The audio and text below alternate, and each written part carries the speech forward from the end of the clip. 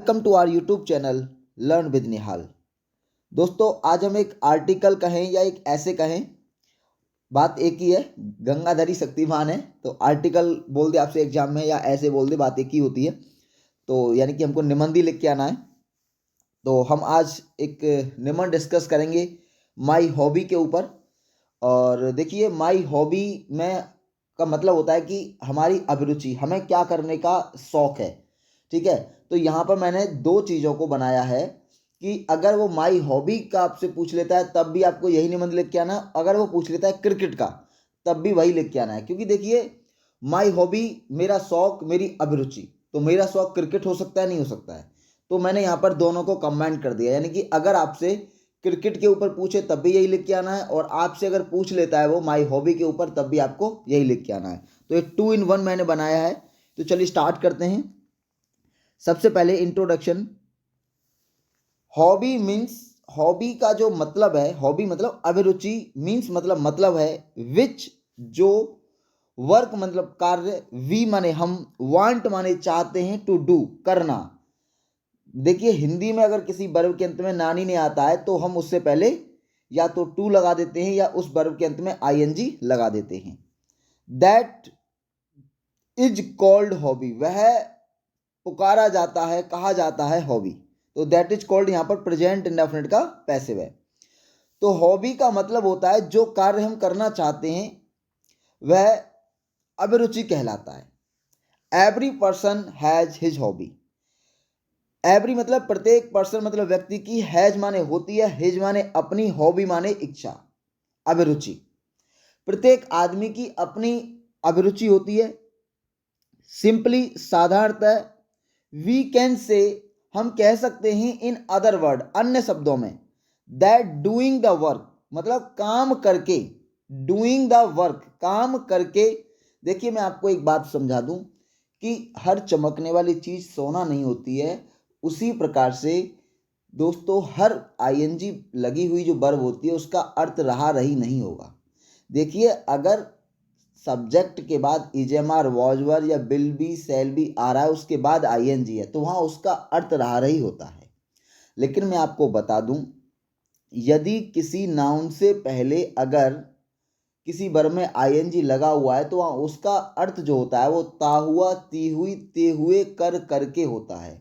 और वह present participle होती है, वह वर्ब नहीं होती है, बल्कि वो क्या होती है, प्रेजेंट पार्टिसिपल। और प्रेजेंट पार्टिसिपल दोस्तों या तो एडजेक्टिव का काम करता है या एडवर्ब का कार्य करता है। और आप जानते हो कि एडजेक्टिव जो होता है वो नाउन से पहले आता है, और यहाँ द वर्क नाउन है और नाउन से पहले डूइंग आया है। तो काम करके, वी एंजॉय, यहाँ पर एडवर्ब के रूप में प्रयोग हो रहा है। या इंक्रीजिंग पॉपुलेशन, मैंने बढ़ती हुई जनसंख्या पिछले निबंध में बोला था, तो वहाँ पर जनसंख्या जो है उसकी क्या विशेषता है कि बढ़ती हुई है, वह बढ़ रही है।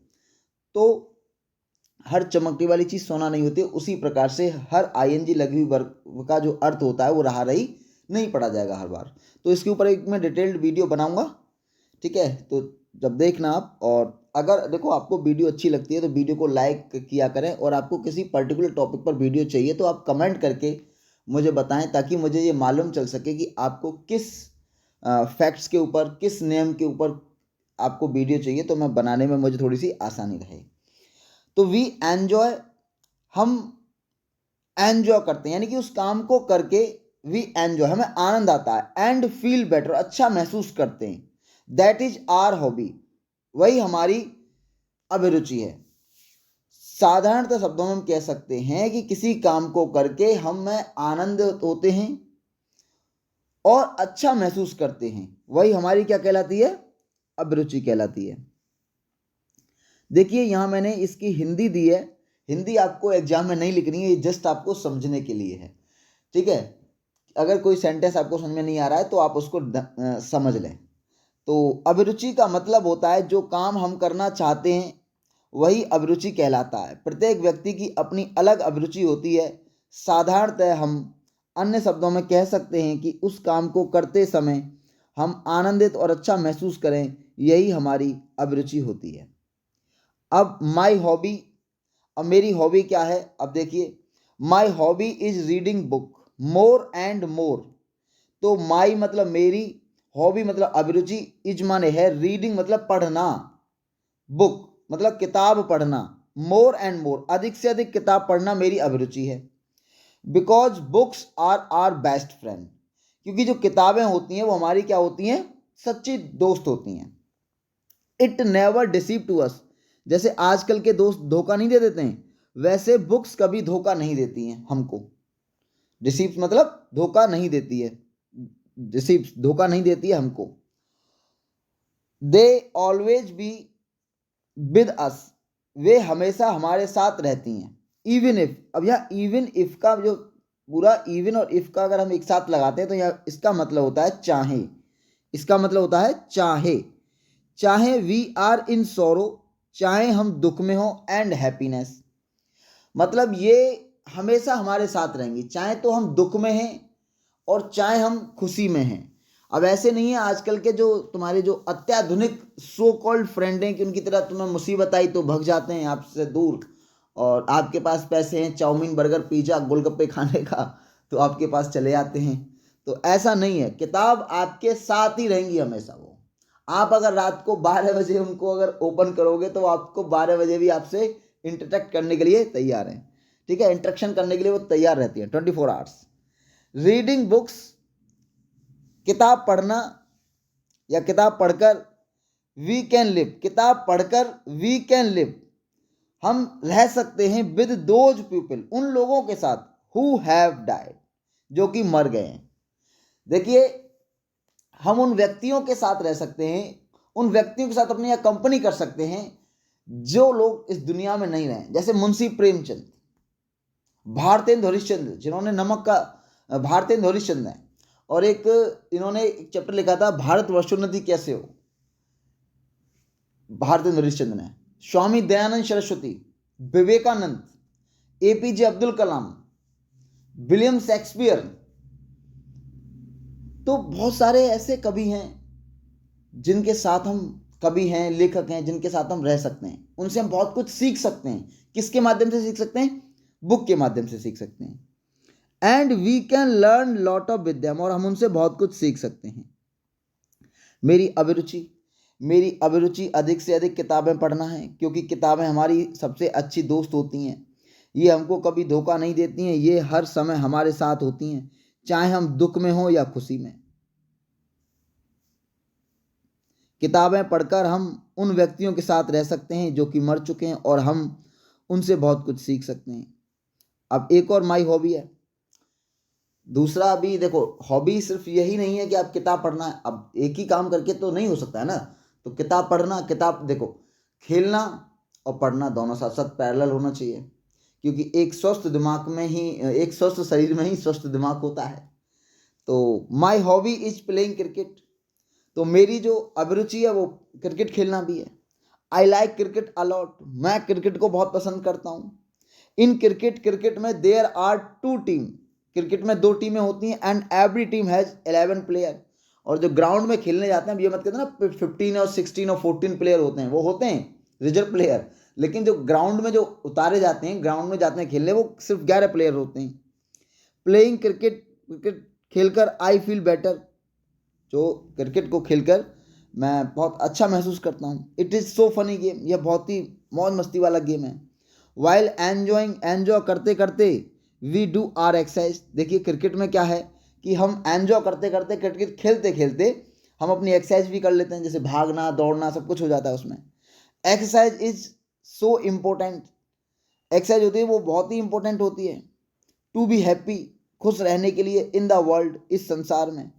If you have good health, अगर तुम्हारी जो अच्छी स्वास्थ्य है, you are the richest man in this world, और तुम संसार में क्या हो, सबसे धनी व्यक्ति हो। अगर तुम्हारा स्वास्थ्य सही है, तुम्हारा शरीर ठीक है, तो आप इस संसार के सबसे धनी व्यक्ति हो। And if you have not good health, you are the poorest man in this world, even you have lot of money.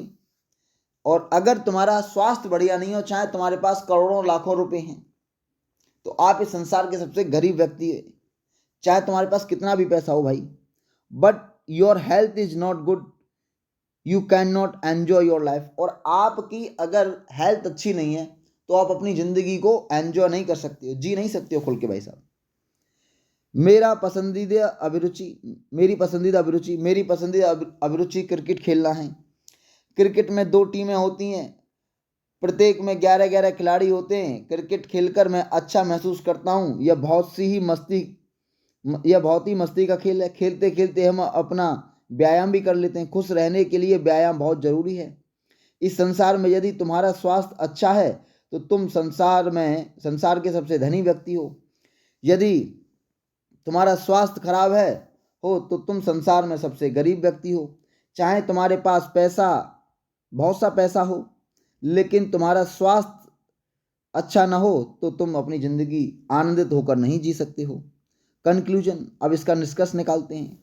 Reading is important as well as playing is also important. देखो, पढ़ने के साथ साथ खेलना भी बहुत ज़रूरी होता है। If we do not have play, यदि हम नहीं खेलेंगे या खेलते हैं, वी वुड बिकम डल, हम नीरस बन जाएंगे।